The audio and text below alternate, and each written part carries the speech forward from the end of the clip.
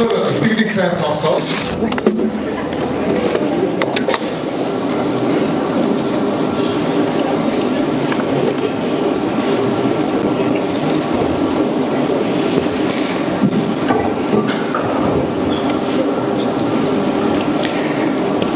сайн байцгаана уу эрхэм хүндэт адагтай ноёдоо.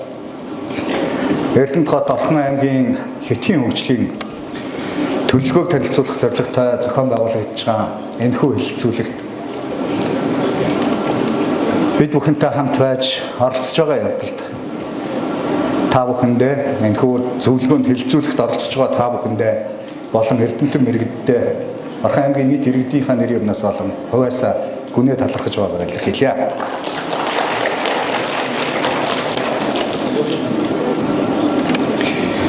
За энэхүү төсөл нь эдгээр 12 дэд төслөөс бүрдэх бөгөөд эдгээр төслүүд нь орон нутгийн нийгмийн эдийн засгийн салбарт тулгамдж буй асуудлыг шийдвэрлэх замаар аймгийн нийгмийн эдийн засгийн хөгжлийн суурь болох хүний хөгжлийг дэмжих зорилготой.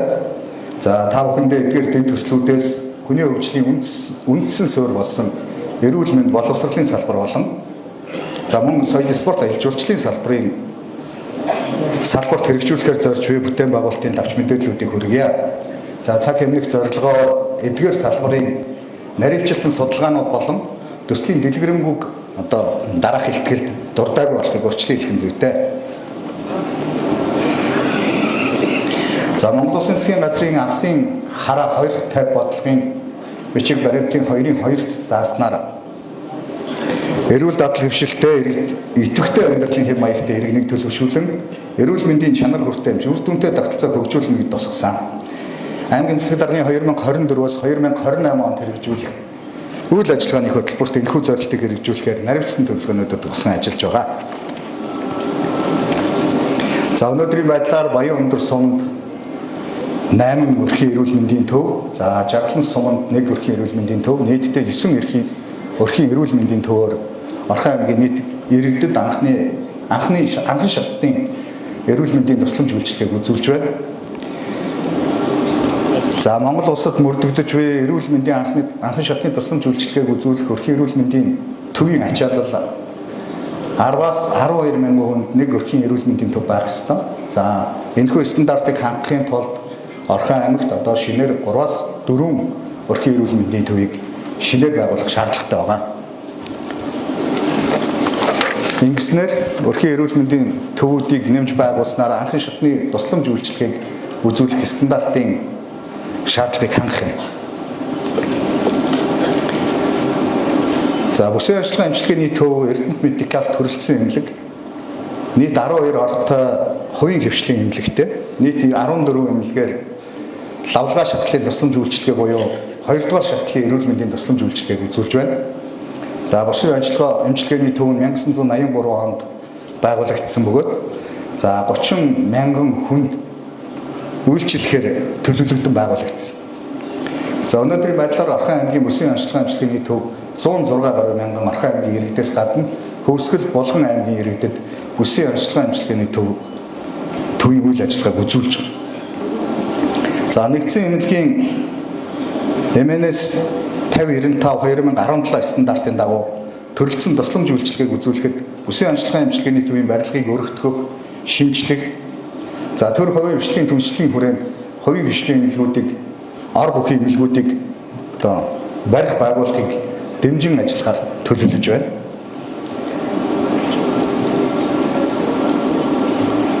За эрүүл мэндийн тэргүүлэх чиглэлийн төслүүдэд энэ төслийн хүрээнд бас эдгээр дэд төслүүдийг хэрэгжүүлэхээр зорж байна. За эрүүл мэндийн тэргүүлэх дэд төслүүдэд нийгмийн эрүүл мэндийн 5 дэд төвийг байгуулах нэг төслийг хэрэгжүүлэхээр төлөвлөж байгаа.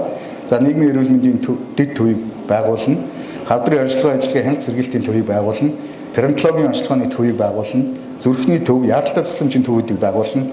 За хүүхдийн эрүүл өсөлт хөгжил гэдэг төслийг хэрэгжүүлэхээр ажиллаж байна. За нийгмийн эрүүл мэндийн дэд төв байгуулснаар хүн амьдралын хэм маягт нөлөөлж байгаа эрсдэлт хүчин зүйлийг тогтоох, суур судалгаа, тандар шинжилгээ хийх, эрүүл мэндийн боловсролыг зохицоор хүргэх, эрт илрүүлэг үзлэгээр илэрсэн өвчтнийг хяналтанд авах, урьдчилан сэргийлэх чиглэлээр нэгдсэн удирдлага хяналт зохицуултыг хийх боломж хүртэнэ. Хавдрын ажиллагаа эмчилгээний төвийг байгуулах асуудал засгийн газрын түвшинд дэмжигдсэн. Төвлөрлийг сааруулах, хавдрын өвчлөлийг эрт илрүүлэх, Улаанбаатар хот болон орон нутагт хавдрын эмийн болон эмийн бус тусламж үйлчилгээний ялгаатай байдлыг адилгах зорилгоор Эрдэнэт медикал төрөлцсөн эмнэлгийг эрүүл мэндийн яамны харьяа, хавдар судлалын үндэсний төвийн харьяа, орон нутагт анхны эмнэлэг болгохоор шийдвэр гараад ажиллаж эхлэв байна. Хойд бүст зохион байгуулагдсан засгийн газрын өргөдөгсөн хуралдаар энэхүү шийдвэрийг гаргасан болно. За, перинатологи онцлогооны төвийг байгуулснаар жирэмсний хугацаанд ургийн гажгийг эрт илрүүлж, нярайн амьтгдлыг бууруулах, төрөлхийн гажгийн онцлогоог сайжруулах нөхцөл бүрдэнэ. Орхон аймгийн хэмжээнд ургийн гажиг 0.9% байгаа нь. За, улсын дунджаас өндөр байгаа гэсэн үзүүлэлттэй байгаа. За, зүрхний төвийг байгуулснаар зүрх судасны тэргүүлэх 10 өвчлөлийг эрт илрүүлж, судсан дотуурах онцлогоо эмчилгээг орон нутагтаа их боломж бүрдэнэ. Өнөөдрийн байдлаар орон нутагт анх удаа Орхон аймгийн үсгийн онцлогоо эмчилгээний төв дээр 10 өвчлөлийн нэг болох харуулт шигдээсийн нэгжид 1000 дахь судсан дотуурах дорнгийн онцлогоог хийгээд байна. За, яаралтай тусламжийн төвийг байгуулснаар бүх төрлийн яаралтай тусламжийг нэг төр төвлөрүүлэн үзүүлж, яаралтай болон амьлуулах суурь тусламжийн чанар хүртээмжийг нэмэгдүүлж, хоног болоогүй нас оролтыг бууруулна гэсэн зорилготой ажиллаж байна. За, нэг төсөл хэрэгжигнүүл хүүхдийн эрүүл өсөлт хөгжлийг дэмжих төслийг хэрэгжүүлнэ. Уг төсөл хэрэгжснээр хүүхэд үдсний дараа бус өвдгөөс өмнө урьдчилан сэргийлэхэд олон нийтийн оролцоо, эцгийн хандлагад тулгуурласан тогтолцоог бий болгох юм а. За, Орхон аймгийн боловсролын салбарт баримталж буй бодлого бол иргэн бүрийн боловсрол эзэмших эрхийг хангах, нийгмийн эдийн засгийн хөгжилд хувь нэмэр оруулах, мэдлэгтэй чадвартай иргэн бэлтгэх явдал юм. Аймгийн хэмжээнд 39 цэцэрлэг үйл ажиллагаа явуулж байгаагаас төрийн 31 хувийн хэвшлийн 8 цэцэрлэгт нийт 8907 хүүхэд хүмүүжиж байна. Шин суурьшлийн бүсүүдэд цэцэрлэг баригдаагүй байгаагаас шалтгаалan орон сууцны хорооллуудад байрлалтай цэцэрлэгийн ачаалал өндөр, бүлэг дүүргэлт дунджаар 33.8% байна. За, өнөөгийн байдал хүүхдийн цэцэрлэгийн орон сууцны 7 багт 16 цэцэрлэг төвлөрсөн, бүлэг дүүргэлт өндөр, зарим шин суурьшлийн бүс цэцэрлэггүй. За, гэр хорооллын суурьшлийн бүсэд цэцэрлэгийн байгууламж аслалт ихтэй, захын айл өрхөөдөөс 2.5-аас 4.5 км-т хүүхдэд хүргэж өгч байна.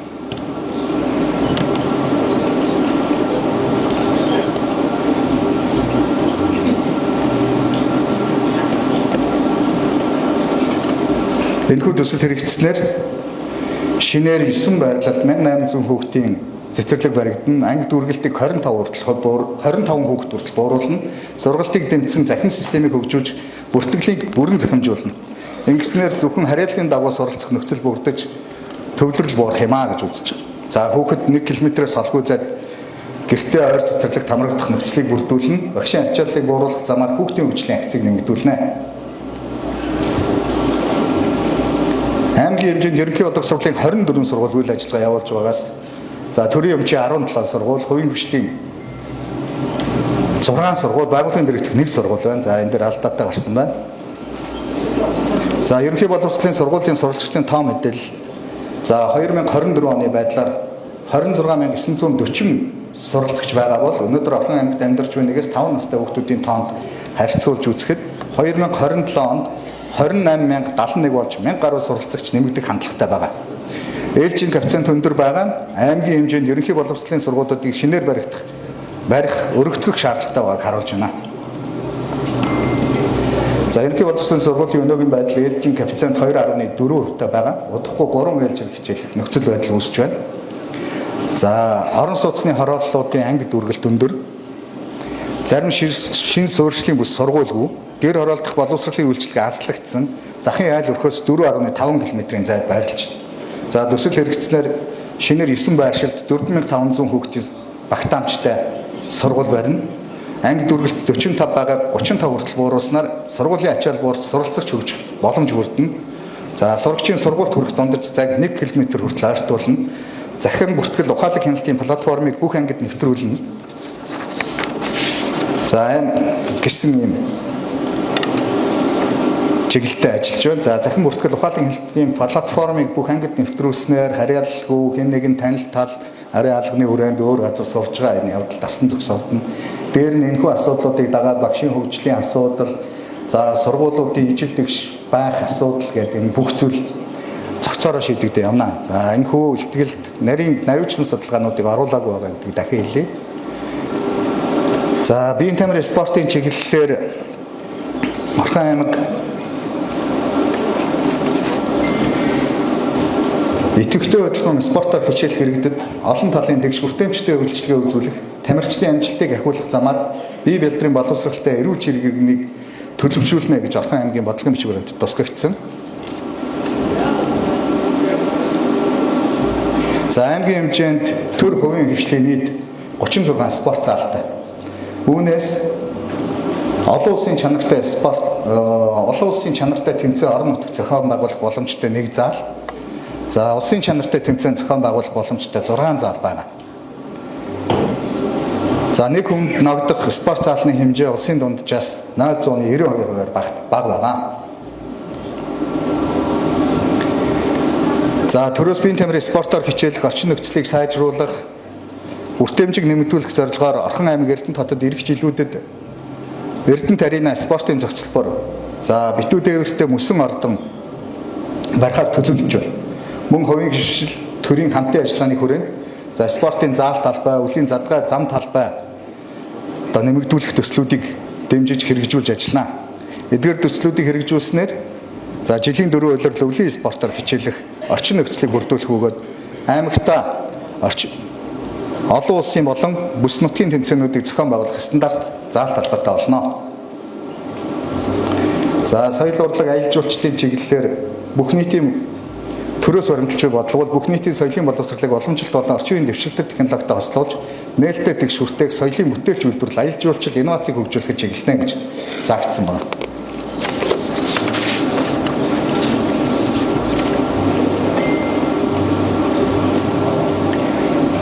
За Орхон аймгийн музейн асуудал маш олон жил яригдж байгаа. За өмнө нь өндөрлөгийн хой талд баригдана гэж зураг төсөл гараад энэ зураг төсөл маань гараад 20 жил өнгөрч байна. За энэ үл одоо боломжгүй болсон. Тухайн үеийн тооцоолол, зураг, орчин үеийн стандарт шаардлагыг хангахгүй төсөв өнөөдрийн байдлаар дахин хийгдэх боломжгүй болсон учраас одоо Орхон аймгийн музейн барилгыг шинжилэн барихаар шинээр зураг төсөв хийх ажлыг одоо зарлаад компани шалгараад хийгдэд явж байна. За 2026 оны улсын төсөв суулгахаар төлөвлөж ажиллаж байна. За орон зургийн галерей барих ажил харьяа яамнаас дэмжигдсэн. За судалгааны ажлыг энэ оноос эхлүүлж улсын хэмжээнд анхны уран зургийн галерейн зориулалттай барилгатай болохоор зорж ажиллаж байна. За 2014 оноос хойш одоо хийгдсэн малтлаг судалгааны үед Хүннүүгийн хожим үе, Сянбегийн эхэн үед хамаарах одоо бүлэг дурсгал Орхон аймгийн Жаргалан сумын нутаг дэвсгэрт олдвор олсон. За энэхүү олдвор нь одоо энэ төрлийн дурсгал нь Монголд өдөөгүй дэлхийд ховор. Тэгэхээр одоо энэ нийлбүү мөнцөй байгуулах ажлыг за соёлын явтай хамтран хэрэгжүүлэхээр төсөл боловсруулагдаж байгаа. За мөн аялал жуулчлалын чиглэлээр Жаргалан суманд усан баараг байгуулах төсөл боловсруулагдж байна. За мөн жуулчдад зориулсан төр одоглох талбай байгуулах төслүүд боловсруулалтын шатндаа явж байна. Эдгээр төслүүд хэрэгжснээр аймагт аялал жуулчлалыг хөгжүүлэх, эдийн засгаа солонгоруулах бүрэн боломж үүснэ. За анхаарал тавьсан та бүхэнд баярлалаа.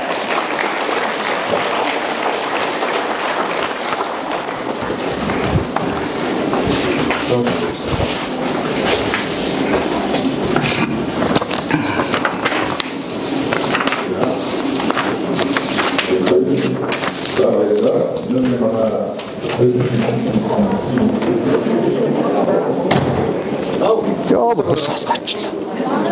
Юу? Энэ цаасаа чи их гэж зүгээр өчтөр чи суул. Өөрөө хэлнэ шүү дээ. Тий. Гэхдээ одоо тэгээд чинь бүр шалт